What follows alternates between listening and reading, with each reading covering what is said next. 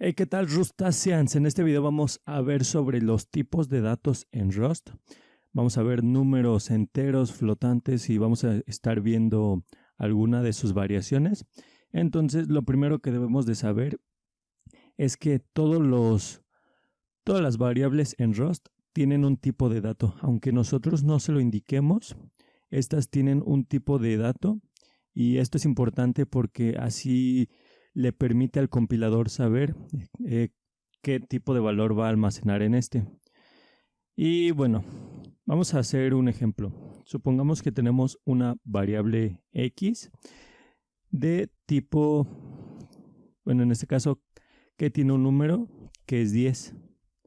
Si lo imprimimos, print ln, entonces esto lo va a imprimir correctamente. De hecho, podemos ver aquí, nos falta punto y coma.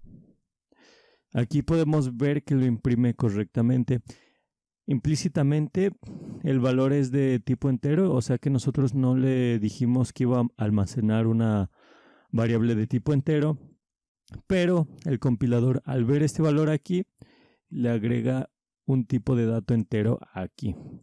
Si, por ejemplo, nosotros le indicamos que es un tipo de dato unsigned 32, U32, esto significa que son números mayores de 0 en adelante, y le damos en correr, también nos imprime el 10, simplemente que la diferencia es que aquí nosotros le indicamos el tipo de dato. Por ejemplo, si quisiéramos un número mucho más pequeño, pues podríamos ponerle U8, o un número mucho más grande, U64. Ahorita estaremos viendo más adelante las diferentes longitudes que puede tomar. Y bueno, este solamente era un ejemplo sencillo. Otro ejemplo que tenemos es el siguiente. Vamos a dejarle en U32, pero puede ser cualquiera. Y vamos a hacer lo siguiente. Esto significa que va a parsear este número. En este caso tendría que ser un string. Y lo va a convertir a número .expect, y este es por si falla. De hecho, esto ahorita no es importante, esto solamente es para ver el ejemplo de los tipos de datos y cómo funciona el compilador con estos.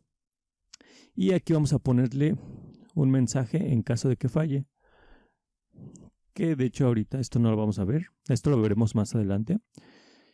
Y aquí, si lo imprimimos, imprime 10 nuevamente. Y como pueden observar, aquí le dijimos que iba a contener una variable de tipo, que es una variable de tipo número, en este caso unsigned 32. Y bueno, aquí algo importante es que nosotros le dijimos al compilador que iba a ser entero. Pero si nosotros le quitamos este de aquí y le damos en correr, pues nos da este error, porque nos está diciendo que debemos de darle el tipo de dato de X, porque en realidad el compilador ya debe de saber desde antes qué tipo de dato va a almacenar, y entonces lo que está haciendo aquí es que lo está parseando de string a número. Por eso es que nos suelta ese error. Bueno, veremos también que hay diferentes tipos de datos. Hay tipos de datos escalares y tipos de datos compuestos. En este caso solamente nos vamos a centrar en el tipo de dato escalar, pero más adelante vamos a ver los tipos de datos compuestos. Estos son muy importantes, ambos son muy importantes, pero los compuestos los vamos a ver hasta que veamos arreglos, vectores, tuplas, etc. Entonces, lo primero que tenemos es que tenemos tipos de datos enteros, que es básicamente integer, y unsigned. Como les comentaba, el unsigned es para todos aquellos números que son positivos, es decir, de 0 en adelante.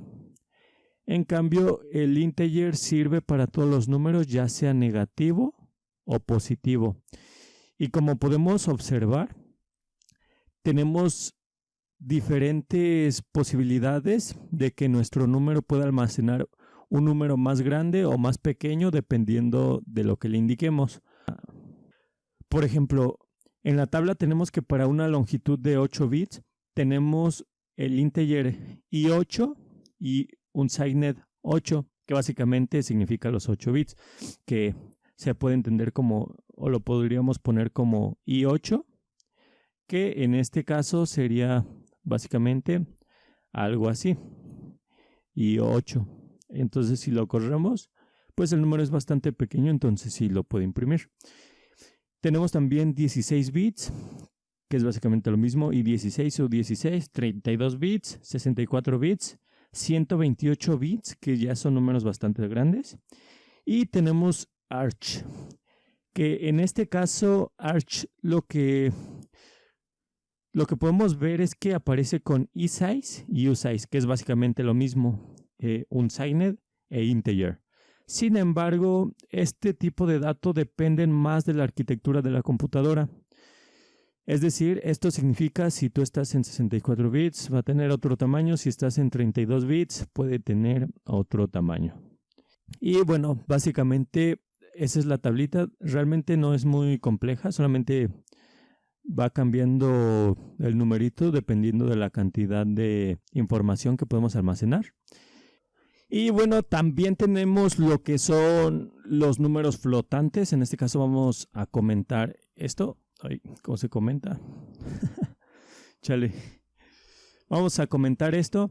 Y lo que vamos a poner es que vamos a poner una variable letx igual a 10.0. Esto por defecto, si no le indicamos qué tipo de dato es, pero le ponemos el punto 0, va a ser de tipo flotante de 64 bits.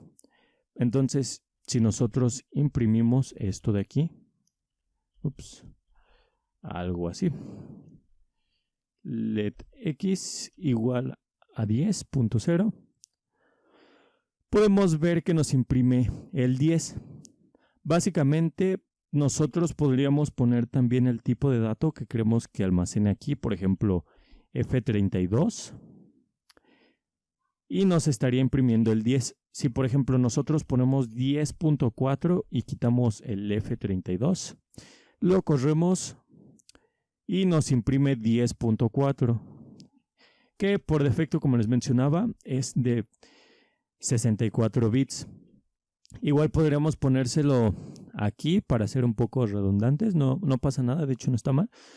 Y nos indica aquí el 10.4.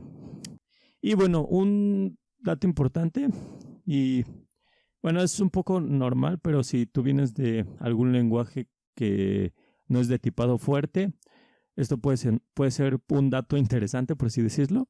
Y es que si, por ejemplo, nosotros intentamos sumar un número flotante de 64 bits con un número flotante de 32 bits, esto no es posible. Y vamos a ver qué es lo que pasa. Ups, estoy muy torpe. F64. Y aquí nos está diciendo que no hicimos nada. Ok, ahora sí. Como pueden ver, aquí nos está diciendo que esperaba un F64, un flotante de 64 bits, pero que encontró un flotante de 32 bits. Y bueno, esto pasa básicamente porque es de una extensión diferente. En este caso, para que pudiera funcionar, pues lo que tendríamos que hacer es que deberíamos de ponerle la misma longitud a ambas variables. En este caso, 10.4 más 11.2 nos da 21.6, que es básicamente el resultado de la suma. Cabe aclarar que, pues obviamente como pasa con los números flotantes, lo mismo pasa con los números enteros. Si nosotros declaramos un i32, por ejemplo aquí, y aquí le dejamos en 20, le dejamos en 64, por ejemplo, aquí nos va a dar un error y nos va a decir básicamente lo mismo, que esperaba un i32 pero encontró un i64. Entonces es básicamente lo mismo. Dicho esto, ahora vamos a pasar con los tipos de datos booleanos. Y bueno, son bastante sencillos. Básicamente son dos valores, true o false. Y para declarar el tipo de dato podemos hacerlo, como ya vimos, de dos maneras. En este caso puede ser así, igual a true, Esto implícitamente le está diciendo aquí que el tipo de dato es booleano. Entonces, si nosotros, por ejemplo, imprimimos aquí la X, nos está diciendo que nos falta punto y coma. Y bueno, si imprimimos nos da true. Entonces, aquí podríamos igualmente indicarle el tipo de dato, que es booleano. Y esto nos devuelve true. Lo mismo pasaría si, por ejemplo, declaramos una variable booleana que tenga almacenado el valor false. Y otra vez los puntos y coma. Y nos faltó imprimirlo aquí. Y bueno, anteriormente vimos cómo trabajar con strings, pero no vimos cómo trabajar con caracteres. Entonces, la forma con la que trabajamos con caracteres en Rust es la siguiente. Ponemos nuestra variable X y aquí los strings nos acordamos de que llevaban comilla doble. En este caso, si tú quieres declarar que es un carácter, es simplemente con comilla simple. Entonces, si ponemos aquí la letra A, la imprimimos aquí. Aquí nos debe de aparecer. Otra vez punto y coma. Siempre se me olvidan. Y bueno, aquí nos imprime A. Entonces, ¿qué pasa si nosotros le agregamos otra letra aquí? Por ejemplo, la X, pues directamente ya nos marca un error aquí, o sea, ya ni siquiera nos deja correrlo. Y bueno, aquí podemos ver que si nosotros queremos escribir un string, pues debemos de poner las comillas dobles. En este caso, pues este es el string. Y aquí sí funcionaría AX. Y bueno, básicamente esos son los tipos de datos. Como les mencionaba al principio, hay más tipos de datos que son los tipos de datos compuestos, que en este caso esos nos van a servir para declarar qué tipo de dato va a almacenar una tupla, una lista, nuestros vectores, etc. Pero eso los veremos más adelante cuando veamos todas estas estructuras. Y por ahora eso es todo. Nos vemos en el siguiente video, Rustaceans.